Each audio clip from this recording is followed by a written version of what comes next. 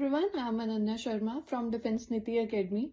Today's topic is applications of Henry's law. In the last video, we discussed the solubility of solids and gases and liquids. This is the next topic उसी के साथ का. So इसमें हमारी first application है Henry's law की in the production of carbonated beverages. Carbonated beverages में आपकी Henry's law की क्या importance है? तो इट्स लाइक जो हम सॉफ्ट ड्रिंक्स कंज्यूम करते हैं उनमें CO2 प्रेजेंट होती है. जो टेस्ट होता है आपका मेन कोल्ड ड्रिंक का वो कार्बन डाइऑक्साइड का होता है. और carbon dioxide is a gas. अगर वो आपकी बॉटल से लीक आउट ही हो जाएगी तो आपको टेस्ट किस चीज का आएगा. तो इस वजह से उसको under very high pressure seal कर दिया जाता है बॉटल को. ठीक है. So when the bottle is opened under normal atmospheric conditions, the pressure inside the bottle falls to atmospheric conditions and the excess CO2 bubbles out of the solution causing effervescence. What is effervescence? Effervescence होता है कि आपको एक sound आती है जब आप अपनी बॉटल को ओपन करते हो तो उसमें से एक साउंड आती है विच इज फिज. उसमें क्या होता है, जो कार्बन डाइऑक्साइड होती है वो आपकी बॉटल के बाहर आने की कोशिश करती है, आपके बबल्स क्रिएट होते हैं. ठीक है. और आपको एक साउंड आती है विच इज फिज की. That is effervescence. ओके. तो इसी वजह से उसको अंडर वेरी हाई प्रेशर उसको सीज आउट किया जाता है कि कार्बन डाइऑक्साइड आपकी बाहर ना निकले. आपने देखा होगा जैसे हम कोल्ड ड्रिंक लाइक हम कोक की बात करते हैं, हम कोक को कंज्यूम करते हैं तो जैसे ही आप बॉटल को खोलते हो तो उसका टेस्ट बहुत एनहांस होकर आता है, बहुत अच्छा आता है. बट अगर आप उसी कोक को 2 दिन के लिए रख दो और अगर आप उसको आफ्टर 2 डेज कंज्यूम करो वो आपको मीठी मीठी लगेगी. इंस्टेड ऑफ जो फर्स्ट डे टेस्ट था उससे बहुत डिफरेंट टेस्ट आपको सेकेंड डे आएगा. उसका रीजन यही होता है कि आपने एक बार बॉटल को ओपन कर दिया, उसकी वजह से क्या हुआ, जो आपकी कार्बन डाइऑक्साइड थी वो कहीं ना कहीं से तो लीक हो जाएगी. अब आप उसको खोल चुके हो, उसका प्रेशर जो है वो कम हो चुका है तो आपकी कार्बन डाइऑक्साइड बॉटल में से लीक आउट हो चुकी है और आपकी कोल्ड ड्रिंक का जो टेस्ट है वो चेंज हो जाता है. इसमें एक और चीज आती है कि अगर आप कोल्ड ड्रिंक को रेफ्रिजरेटर में रखकर कंज्यूम करते हो उससे क्या होता है कि जो आपका टेम्परेचर होता है वो डिक्रीज कर जाता है रेफ्रिजरेटर में रखने से. और आपको पता है टेम्परेचर और सॉल्युबिलिटी कैसे आपके रिलेट करते हैं. सॉल्युबिलिटी आपकी इंक्रीज होती है विद डिक्रीज इन टेम्परेचर. तो ये भी एक रीजन होता है जब आप ठंडी ठंडी कोल्ड ड्रिंक कंज्यूम करते हो तो आपको बहुत अच्छा टेस्ट आता है उसका. क्यों? क्योंकि उसमें सॉल्युबिलिटी ऑफ गैसेस क्या होती है, ज्यादा होती है एज कम्पेयर टू अगर आप गर्म कोल्ड ड्रिंक को कंज्यूम करोगे तो वो सेम टेस्ट वहां पर भी नहीं आता आपको. This is the first application of Henry. Second application is scuba diving. Scuba diving में हेनरीज लॉ की क्या इंपॉर्टेंस है? आपने देखा है जो डीप सी डाइवर्स होते हैं वो जब पानी के अंदर जाते हैं वो किस पे डिपेंड होते हैं, वो ऑक्सीजन सिलेंडर्स पे डिपेंड होते हैं, है ना. So deep sea diverse depend upon compressed air for breathing at high pressure under water. Normal conditions में हमारा 1 एटमॉस्फेरिक प्रेशर होता है, पर जब आप पानी में जाते हो तो आपका जो प्रेशर है वो बहुत ज्यादा हाई होता है. पानी का भी एक प्रेशर डल रहा है आपके ऊपर. So the compressed air contains nitrogen in addition to oxygen. अब अगर आप ऑक्सीजन सिलेंडर लगाकर जा रहे हो और उसमें सिर्फ ऑक्सीजन प्रेजेंट है तो ये हो सकता है कि पानी में के अंदर जाने से प्रेशर ज्यादा होने की वजह से आपका जो ऑक्सीजन सिलेंडर है वो बर्स्ट आउट हो जाए या फिर आपको ऑक्सीजन की सप्लाई ही ना पहुंचे. तो उस केस में वो क्या कर देते हैं, आपके गैसेस को न्यूट्रलाइज करने के लिए उसमें जो आपका ऑक्सीजन सिलेंडर होता है इट कंटेन्स नाइट्रोजन ऑल्सो. उसमें नाइट्रोजन भी प्रेजेंट होती है which are not very soluble in blood at normal pressure. Normal pressure में जब आप एटमॉस्फेरिक प्रेशर पे हो अभी तो यहाँ पर भी हमारे क्या है, नाइट्रोजन प्रेजेंट है. बट नाइट्रोजन आपकी बॉडी में अगर जा भी रही है इट्स नॉट सॉल्युबल क्योंकि प्रेशर बहुत ज्यादा कम है हमारे एटमॉस्फेयर का. But when you are going under water, है ना, however at great depths when the diver breathes in compressed air from the supply, more nitrogen dissolves in the blood and other fluids because the pressure at the depth is far greater than the surface atmospheric pressure. Normal pressure में तो nitrogen आपके blood में mix up नहीं होगी, but जैसे ही आप under water जाओगे वहां का प्रेशर ज्यादा होने की वजह से आपके ब्लड में नाइट्रोजन मिक्स हो जाएगी, आपके ब्लड में नाइट्रोजन डिसॉल्व हो जाएगी बॉडी में. So when the diverse come out towards the surface, the pressure decreases and N2 comes out of the body quickly forming bubbles in the bloodstream. और जैसे ही driver आपका सरफेस पे आएगा, पानी के बाहर आएगा, प्रेशर फिर से डिक्रीज हो जाएगा. एटमॉस्फेरिक प्रेशर हमारा कम होता है ना, पानी के प्रेशर से आपका नॉर्मल एटमॉस्फेरिक प्रेशर कम होता है. These bubbles restrict blood flow, affect the transmission of nerve impulses. अब ये ब्लड फ्लो को रिस्ट्रिक्ट कर देंगे, ओके, एंड नर्व इम्पल्सेस आपकी हो भी सकती हैं कि बर्स्ट आउट हो जाएं, क्योंकि नाइट्रोजन वहां से बाहर आने की कोशिश कर रही है. So the bubbles can even burst the capillaries और block them and stuff the tissue. उस केस में आपकी कैपिलरीज बर्स्ट हो सकती हैं, आपका टिश्यू स्टाफ हो सकता है, and this condition is called the bends. क्योंकि नाइट्रोजन आपकी बॉडी से किसी ना किसी तरीके से बाहर आने की कोशिश करेगी. उस केस में क्या हो सकता है, आपकी बॉडी पे आपको ब्लिस्टर्स भी लग सकते हैं कि ब्लिस्टर्स हो रहे हैं, आपका बहुत ज्यादा बॉडी एक होगा, ठीक है. It is very painful, which are very painful and dangerous to life. So इस कंडीशन को अवॉइड करने के लिए most of the professional divers these days use air diluted with helium gas. अब जब हम हीलियम गैस भी ऑक्सीजन सिलेंडर में डाल देंगे, उससे क्या होगा, नाइट्रोजन की जो क्वांटिटी है वो ऑटोमेटिकली कम हो जाएगी, है ना. So because of the lower solubility of helium in the blood than nitrogen, जो हीलियम होता है वो आपके ब्लड में कम सॉल्युबल होता है एज कम्पेयर टू नाइट्रोजन, बहुत कम सॉल्युबल होता है. तो वो आराम से आपके ब्लड सेल्स को बिना डैमेज करे वहां से पास आउट हो जाता है. So moreover because of small size of helium atoms they can pass through cell walls without damaging them. Okay, so इस कंडीशन में आपको बेंज वाली कंडीशन नहीं होती. You is not, and the excess oxygen dissolves in the blood is used in metabolism and does not cause the condition of bends. और जो आपकी oxygen access में आपकी बॉडी में होता है वो आपके मेटाबॉलिज्म पर्पसेस के लिए यूज हो जाता है और आपको बेंज वाली कंडीशन नहीं देखने को मिलती. Third application is at high altitudes. High altitudes पे क्या होता है, जैसे जैसे आप हाई एल्टीट्यूड पे जाते हो जो प्रेशर होता है वो आपका डिक्रीज होता है. और अगर आपका प्रेशर डिक्रीज हो रहा है तो आपकी गैसेस क्या होंगी, आपकी सॉल्युबिलिटी ऑफ गैसेस क्या होंगी, वो भी डिक्रीज होंगी. क्यों, क्योंकि partial pressure is directly proportional to the solubility of gases. So pressure decrease होने से आपकी सॉल्युबिलिटी ऑफ गैसेस पर भी इफेक्ट पड़ेगा. So at high altitudes, the partial pressure of oxygen less than that at the ground level. अगर आप partial pressure देखो oxygen का, वो ground level से कम होता है. So this results in low concentration of oxygen in the blood and tissues of the people living at high altitudes और climbers. इसकी वजह से जो ऑक्सीजन की concentration होती है हमारे blood में वो कम हो जाती है at high altitudes. या फिर जैसे हम घूमने जाते हैं high altitudes में mountains पे, तो हमें फील होता है कि हाँ वहां पर आपका जो थिंकिंग एबिलिटी होती है वो काम नहीं करती. क्यों, क्योंकि आपका जो ऑक्सीजन का लेवल है वो बहुत ज्यादा डिक्रीज हो जाता है बॉडी में. So the low blood oxygen causes climbers to become weak and unable to think clearly. उस केस में आप बहुत ज्यादा नॉजिया जैसा फील करोगे, है ना, आपको वॉमिटिंग जैसा फील होगा और आप प्रॉपरली थिंक नहीं कर सकते, आप सोच नहीं सकते वहां पर क्लियरली. आपका दिमाग जो है वो प्रॉपरली वर्क नहीं करेगा. So these are the symptoms of disease known as anoxia. इस कंडीशन को बोलते हैं anoxia and this is also very important. ये पूछा जा सकता है आपको एमसीक्यूज वगैरह में, एनॉक्सिया. और पीछे हमने बेंस वाली कंडीशन करी जैसे स्कूबा डाइवर्स वाले में, तो बेंस का भी आपको क्वेश्चन आ जाता है एमसीक्यू में. So these are very important. Next we have NEET preparation questions for solubility of solids and gases and liquids.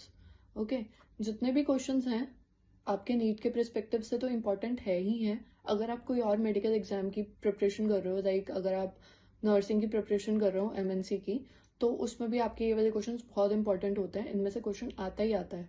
Okay, so first question we have 38 Kelvin, water is the solvent and Henry's law constant for CO2 is 1.67 kbar and the constant of argon is 40.3. Which of the following statement is true? आपको यहाँ पर carbon dioxide की और argon की values दी हुई है Henry's law constant की. Carbon dioxide की कितनी है आपके पास 1.67 एंड आर्गन की कितनी दी हुई है 40.3. ओके, ये आपको क्या दिया हुआ है, केबी की वैल्यू दी हुई है. अगर आप देखो किसकी केबी की वैल्यू ज्यादा है, आर्गन की. आर्गन का हेनरीज लॉ कांस्टेंट जो है वो ज्यादा है as compare to carbon dioxide. तो वो क्वेश्चन पूछ रहा है which of the following statement is true. First statement है हमारे पास argon is more soluble than CO2. अगर हम सॉल्युबिलिटी की बात करें with respect to Henry's law, तो हेनरीज लॉ और आपकी सॉल्युबिलिटी का क्या रिलेशन है? आपको पता है Kb जो होता है it is inversely proportional to the solubility of gases, inversely proportional होता है। तो अगर Kb की वैल्यू आपकी ज्यादा है तो सॉल्युबिलिटी उस केस में आपकी कम होगी। यहाँ पर बोला जा रहा है argon is more soluble, argon ज्यादा सॉल्यूबल है। अब आर्गन ज्यादा सॉल्यूबल कैसे हो सकता है? यहाँ पर आर्गन की value is 40.3 Kb which is very okay, बहुत ज्यादा है ये as compare to carbon dioxide. तो आर्गन इज लेस सॉल्यूबल, तो ये वाली स्टेटमेंट क्या है आपकी? This is wrong. Next we have argon is less soluble than CO2। अब ये अगर हम देखें आर्गन जो है it is less soluble than carbon dioxide. Carbon dioxide की Kb की वैल्यू इज लेस, सो इसकी solubility is more. So this statement is correct that argon is less soluble than carbon dioxide. Why? Because argon's Kb value, argon की Henry's law constant की value is very high. So solubility is very low. This is our first question. Okay. Second question is when carbon dioxide CO2 is introduced in aerated drinks and sealed, what is the nature of the graph between partial pressure of carbon dioxide and its concentration in the drink?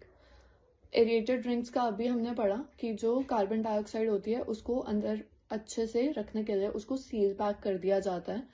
सो उसका क्या graph बनेगा with partial pressure और उसकी solubility का। तो carbon dioxide कौन सा law ओबे कर रहा है? Carbon dioxide obeys Henry's law, Henry's law को ओबे कर रहा है। हेनरीज लॉ में क्या होता है आपका कि जो आपकी सॉल्युबिलिटी ऑफ गैसेस होती है, सॉल्युबिलिटी ऑफ गैसेस, उनका क्या रिलेशन होता है आपका? It is directly proportional to the partial pressure of the gas. वो आपके partial pressure of the gas के डायरेक्टली प्रोपोर्शनल होती है ना। तो यहाँ पर आपको एक पॉजिटिव स्लोप मिलनी चाहिए which is like this is our partial pressure, this is the solubility of gases, आपको एक पॉजिटिव स्लोप मिलेगी। So this is the positive slope straight line passing through the origin, आपकी एक स्ट्रेट लाइन पास कर रही है ऑरिजिन से। So the answer is positive slope. Question number 3 is in a saturated solution with endothermic dissolution, how does the concentration of dissolved solute change with increase then decrease temperature? यहाँ पर आपको condition दी हुई है endothermic dissolution की, ठीक है। अगर हम क्वेश्चन देखें, दिस क्वेश्चन ओबेज ली-शैटलियर्स प्रिंसिपल, हमारे पास ली-शैटलियर्स प्रिंसिपल होता है। So this question obeys Le Chatelier principle. Le Chatelier principle में क्या होता है कि अगर आपका कोई भी चेंज हो रहा है, लाइक सपोज करो इसमें आपको बताया है कि आपका टेम्परेचर जो है वो इंक्रीज हो रहा है, तो आपका कोई भी चेंज है वो आपकी रिएक्शन को अपोज करेगा, वो उसका ऑपोजिट करेगा। तो इस केस में आपका क्या होगा? आपसे क्या पूछा गया? How does the concentration of dissolved solute change? Concentration में आपकी क्या फर्क आना चाहिए अकॉर्डिंग टू ली-शैटलियर प्रिंसिपल? वो डिक्रीज होनी चाहिए, है ना। So with increase then decreasing temperature, concentration according to Le Chatelier principle क्या करेगी? अपोज करेगी, which means decreases and increases. वहां पर आपका डिक्रीज और फिर इंक्रीज होगा टेम्परेचर के साथ in the concentration of dissolved solute. Question 4 is the process of dissolution of solute in the solvent takes place even after saturation. ये क्या बोलना चाहता है कि जब आपकी सैचुरेशन भी हो जाती है, आपका एक पॉइंट आ जाता है जब आप और जो सॉल्यूट है वो डिसॉल्व नहीं कर सकते, तो उस केस पे भी आपकी जो डिसोल्यूशन है वो आपका प्रोसेस चलता रहता है। इज इट ट्रू और फॉल्स? अगर हम देखें सैचुरेशन पॉइंट पे क्या होता है, सैचुरेशन पॉइंट पे आपका एक इक्विलिब्रियम एस्टैब्लिश हो जाता है, विच मीन्स आपके दो प्रोसेसेस चल रहे होते हैं, डिसोल्यूशन और क्रिस्टलाइजेशन। ये हमने डिस्कस किया था लास्ट लेक्चर में, ठीक है। इसमें क्या होता है, जो आपका नया सॉल्यूट है वो आपका डिसॉल्व होता जाएगा और जो आपका ओल्ड वाला सॉल्यूट के पार्टिकल्स हैं वो दोबारा से रिक्रिस्टलाइज हो जाएंगे, ठीक है।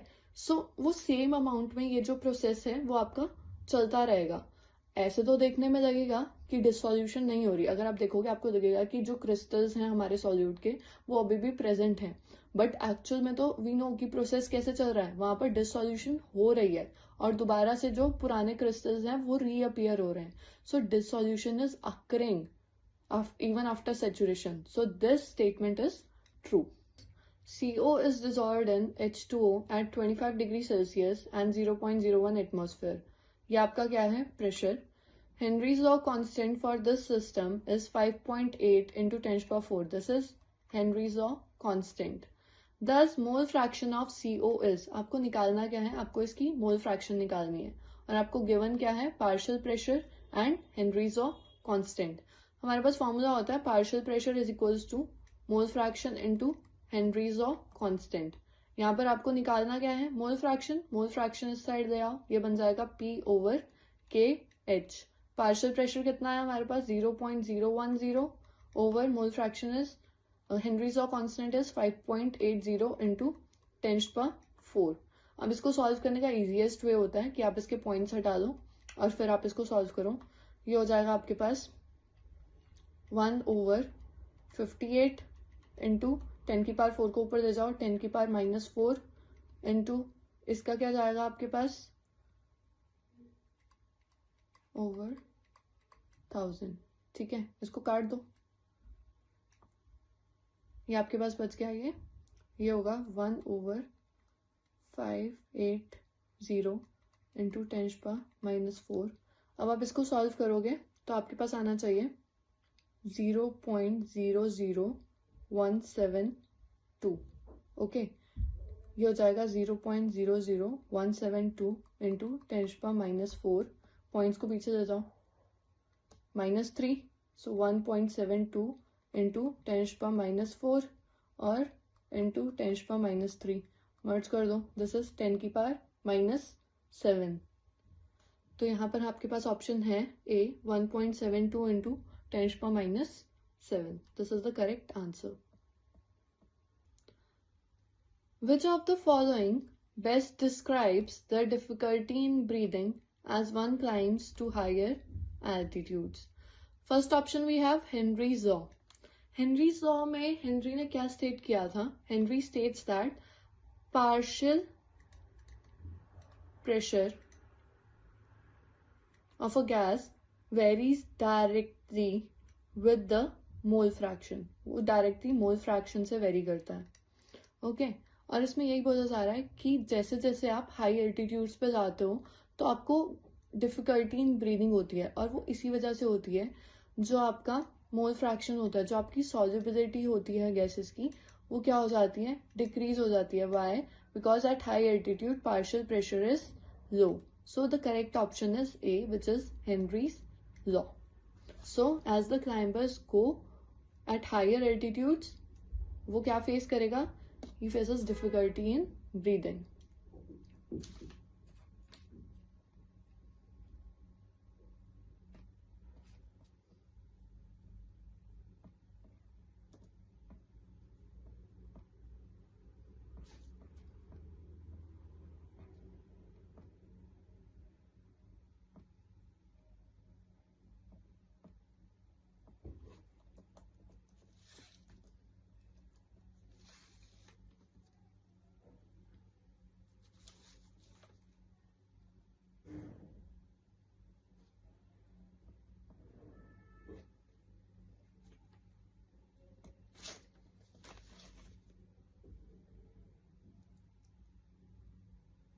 Question number 7th is variation of KH, Henry's law constant, with temperature T is shown by the following graphs. अगर हम देखें टेम्परेचर और हेनरीज लॉ जो है वो कैसे रिलेट करते हैं आपस में, हमने पढ़ा था अगर आप टेम्परेचर आपका ज़्यादा होता है तो आपकी जो KH की वैल्यू होती है वो भी आपकी इंक्रीज होती है, ज़्यादा होती है. सिमिलरली वाइस वर्सा, अगर आपका टेम्परेचर क्या है? कम है, तो KH की वैल्यू भी क्या होगी? कम होगी. सो अगर हम इसमें करेक्ट एक्सप्लेनेशन देखें, हमें यहाँ पर एक स्ट्रेट लाइन ग्राफ ही मिलना चाहिए, which is the first is the correct option. Why? Because temperature is directly proportional to the Henry's law constant. So first is the correct option.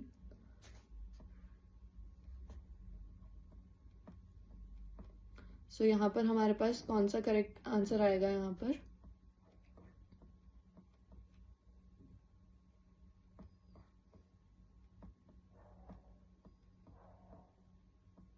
So the correct representation is first. Okay.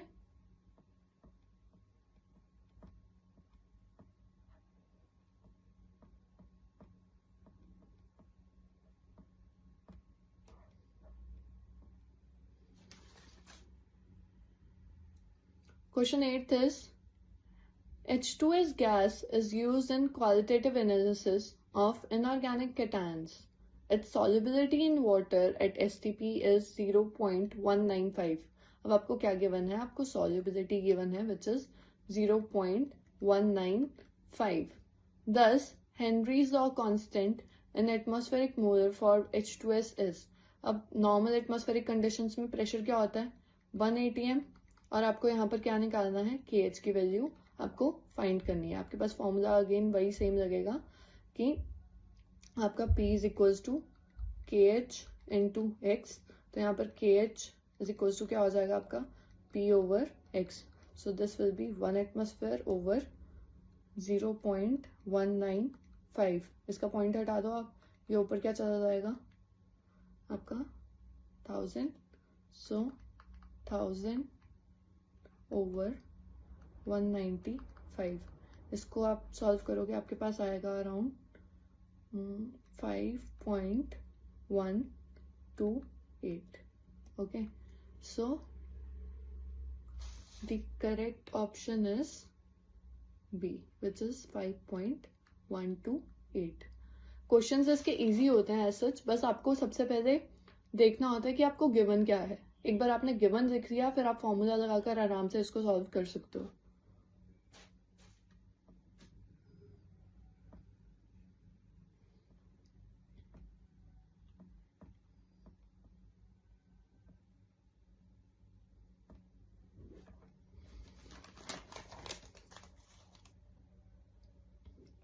Question number 9 is select the correct statement.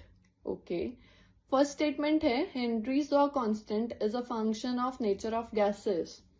अगर हम constant temperature पे देखें, जो अगर हमारे पास different gases है, carbon dioxide है, हाइड्रोजन है, ऑक्सीजन है, नाइट्रोजन है, तो हर किसी की जो क्वांटिटी होगी, जो KH की वैल्यू होगी, वो डिफर करेगी, है ना. सबकी सेम तो नहीं होगी सेम टेम्परेचर पे. सो eight constant temperature different gases have different KH values. Thus KH की जो है, KH is a function of nature of gases. ये स्टेटमेंट तो हमारी करेक्ट है.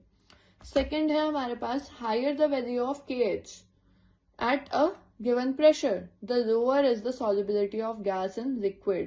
क्या बोल रहा है ये कि अगर आपका जो KH है वो ज्यादा है at a constant at a given pressure, तो आपकी solubility जो है वो क्या है? Lower. Which is again correct, Henrys law constant, कि हाँ अगर आपका KH इंक्रीज होता है तो आपका सॉल्युबिलिटी कम होती है.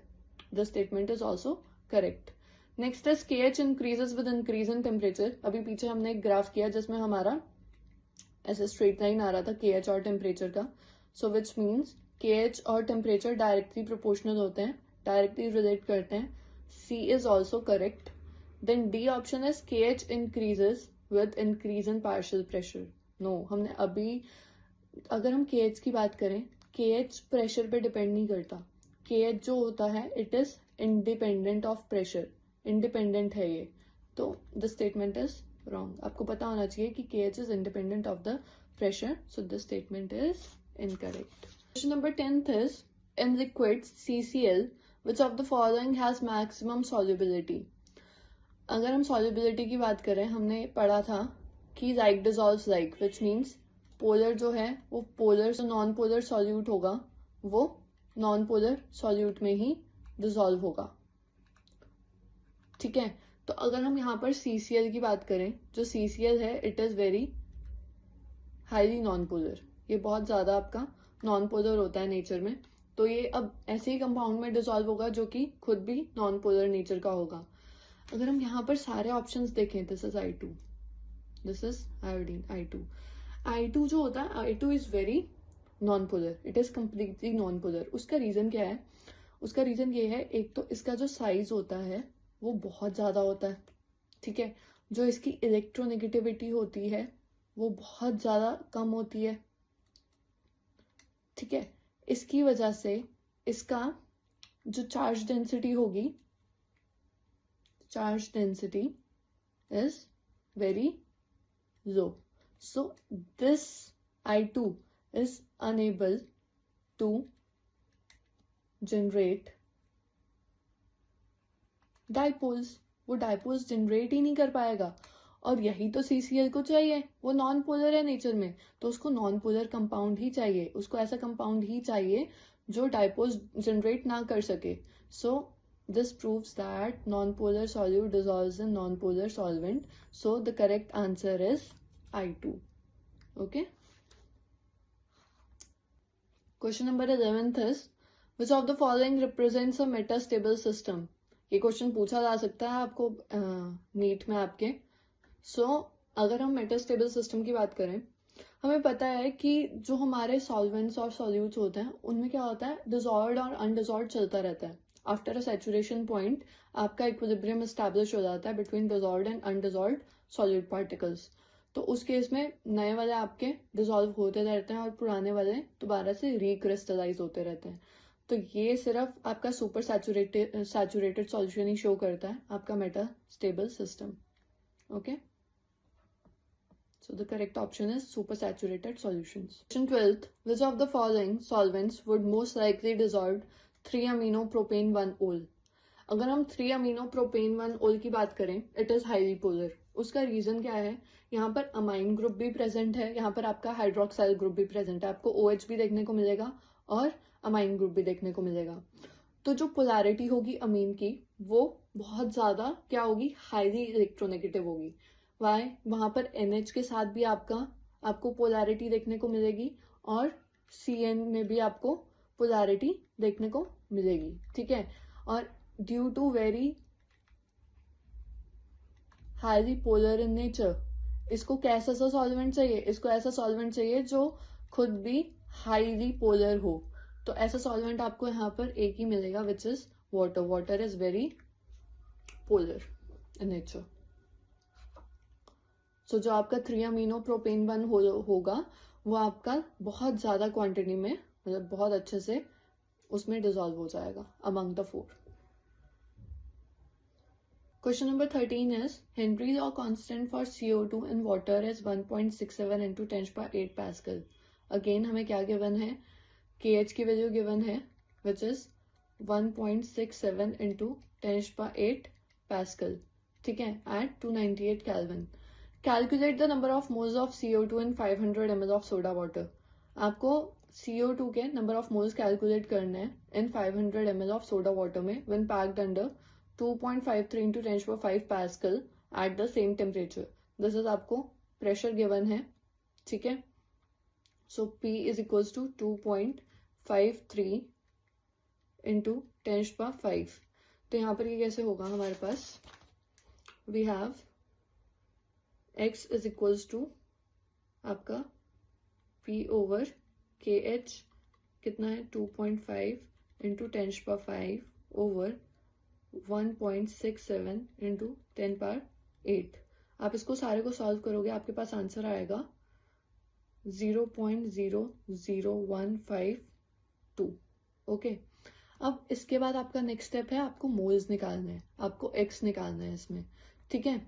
तो X इज इक्वल्स टू आपको पता है कैसे निकलता है, N1 over N1 plus N2। तो यहाँ पर हम क्या लेंगे, NCO2 over NCO2 plus N water. Water के मोल्स आप निकाल सकते हो, आपको यहाँ पर 500 ml गिवन है, तो N वाटर निकालो पहले। N water is equal to हो जाएगा 500 ओवर मॉलिक्यूलर मास होता है आपका वाटर का 18, तो इसको निकाल दो, ये आ जाएगा आपके पास 27.78 समथिंग, ठीक है। X की वैल्यू आपने अभी निकाली है which is 0.00152 is equals to NCO2 over NCO2 plus water के कितने मोल्स निकाले आपने, 23.78। अब यहाँ पर क्या होता है, अगर आप देखो सॉल्वेंट की क्वांटिटी हमेशा सॉल्यूट से बहुत ज्यादा होती है, तो ये जो NCO2 है जो आपका सॉल्यूट का है, ये आपका निग्लेक्ट हो जाता है क्योंकि ये बहुत ही कम क्वांटिटी में होता है। तो यहाँ पर आपके पास आएगा 0.00152 इंटू, ये आ जाएगा आपके पास 27.78, this is 7, okay, is equals to आपका NCO2। इसको मल्टीप्लाई करके आपका आना चाहिए 0.042 इज इक्वल्स टू NCO2। ठीक है, अब आपका एक पार्ट रहता है विच इज आपको निकालने को क्या बोला है उसने, आपको बोला है नंबर ऑफ मोल्स कैलकुलेट करने को। तो नंबर ऑफ मोल्स आप कैसे निकाल सकते हो, नंबर ऑफ मोल्स का फॉर्मूला होता है moles of CO2 is equals to, क्या हो जाएगा आपके पास, मोल्स इनटू मोलर मास। ठीक है, अब मोल्स तो आपने अभी निकाले हैं CO2 के, which is 0.042 into molar mass कितना होता है, मोलर मास कैसे कैलकुलेट करते हैं, अगर आप CO2 का मोलर मास देखो कैसे कैलकुलेट करोगे, 12 कार्बन का मास, ऑक्सीजन का 16, 2 ऑक्सीजन है इंटू 16। ठीक है, ये हो जाएगा आपका 12 plus 32, so this will be 44। तो 44 आपका मोलर मास आ रहा है यहाँ पर। तो मोल्स ऑफ CO2 आपके पास आएंगे 1.848। ओके, ऐसे आपने करने हैं क्वेश्चंस। लास्ट क्वेश्चन है, dry air contains 79% nitrogen, 21% oxygen, determine the proportion of N2 and O2 in terms of mole fraction। Again mole fraction निकालनी है। Dissolved in water in 1 atmospheric pressure, water में dissolve करके 1 atmospheric condition में आपने देखना है। Henry's law constant for N2 and O2 in water are 8.54 and 4.56 into 10⁴ atmosphere. आपको nitrogen और ऑक्सीजन की हेनरीज लॉ कांस्टेंट की वैल्यू भी गिवन है। पहले आप यहाँ पर प्रेशर निकाल लो, P इज इक्वल्स टू हो जाएगा आपका, PN2 निकालते हैं, PN2 is equals to 1 into 79/100 कर दो इसको, आपकी कैलकुलेशन इजी हो जाती है इससे, 0.79 एटमॉस्फेयर। ठीक है, सिमिलरली आप PO2 कर दोगे विच इज 1 इंटू 21/100, ये हो जाएगा आपका 0.21 एटमॉस्फेयर। क्लियर, अब आप देखो आपके पास फॉर्मूला होता है, अगर आप PN2 निकालो, PN2 is equals to KH into X। Clear, तो ये हो जाएगा आपके पास X N2 is equals to P/KH। आपको निकालना क्या है यहाँ पर, मोल फ्रैक्शन निकालनी है। प्रेशर तो आपको दिया हुआ है और आपको KH की वैल्यू भी गिवन है। तो P हमारे पास अभी आया था इसका N2 का 0.79, सो 0.79 ओवर, ठीक है, N2 का आपको हेनरीज लॉ कांस्टेंट क्या है 8.54, सो ये हो जाएगा 8.54 इंटू 10⁴ एटमॉस्फेयर। इसको सॉल्व करके आपके पास आना चाहिए 9.25 इंटू 10⁻⁻6। यहाँ से आपने इसका क्या निकाल दिया, मोल फ्रैक्शन निकाल ली XN2 की। सिमिलरली आप XO2 की भी निकाल लोगे सेम फॉर्मूला से, P/KH के। पार्शियल प्रेशर इसका कितना है 0.21 over Henrys law constant is 4.56, 4.56 into 10⁴। इसको सॉल्व करके आना चाहिए आपके पास 4.60 इंटू 10⁻⁻6। अब आपने बताना क्या है, उन्होंने पूछा है डिटरमाइन द प्रोपोर्शन ऑल्सो, आपने उसकी प्रोपोर्शन भी बतानी है, रेशो बतानी है आपने कि किस रेशो में वो आपके प्रेजेंट है। सो proportion of N2 and O2 अगर आप देखो, दिस इज 9.25 इंटू 10⁻⁶, और वो क्या है 4.60 इंटू 10⁻⁻6। तो प्रोपोर्शन आपके पास आनी चाहिए लाइक 4 1 4, और ये हो जाएगा 4 2 2 पॉइंट समथिंग। तो 2:1 के उसमें आपको ये प्रोपोर्शन में आपको ये प्रेजेंट मिलेगा। Clear, so that's all for today's lecture. Thank you.